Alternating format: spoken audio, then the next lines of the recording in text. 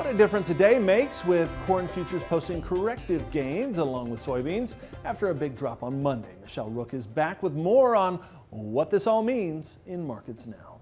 Row crops to the plus side on Tuesday with cattle setting back. Brad Kooima is with us with analysis. And Brad, let's talk about the grains first, corn and soybeans. Nice pop there. Was it all technical or was it the lower crop ratings? I really think mostly technical. I would say, we're right down to the bottom side of what's been the recent trading range in the corn. There's a bit of an okay story on low crop corn, in my opinion, tightening basis, at least where I live, good exports generally, and an ethanol margin. So a little bit of a story there. And the bean thing, it's almost back to the lows of the move. So one would hope this early in the growing season that we would build a little bit of what if, weather risk back into the market here. Cattle market back lower on Tuesday after we had new highs for the move on Monday on the heels of that record cash trade. So, is this just some routine profit taking, or is the market a little cautious here ahead of this upcoming cattle on feed report? After having that kind of a day on Friday, what do you do for an encore so you catch some profit taking?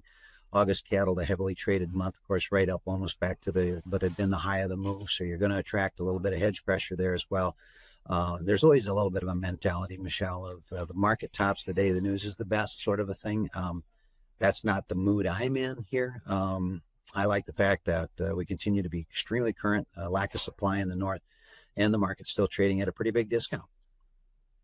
And so will those things combined continue to mean the cash trade might be record again here for this week or not? It's hard to duplicate what we did last week when we were putting it on like that. But I'm going to say that I think, and note the large volume of negotiated trade.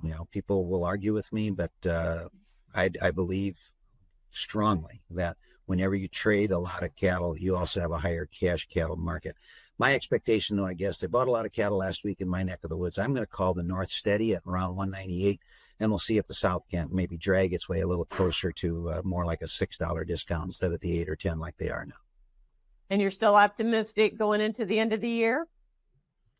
Yeah, well, we talked about 200 plus. We didn't know we were going to talk about it right away now. Yeah, I am. And I think, particularly if we start to see some heifer retention, I think the end of the fourth quarter, the beginning of the first quarter of next year, we could have one of those moonshot deals like some of our other markets have had. Thanks so much, Brad Kooima with Kooima Varlick. We'll have more AgDay coming up. Watch Markets Now with Michelle Rook on the Farm Journal YouTube channel, keeping you updated throughout the day on the markets at the open, midday, and close. Find out what moved the markets today and what to expect the market to do next.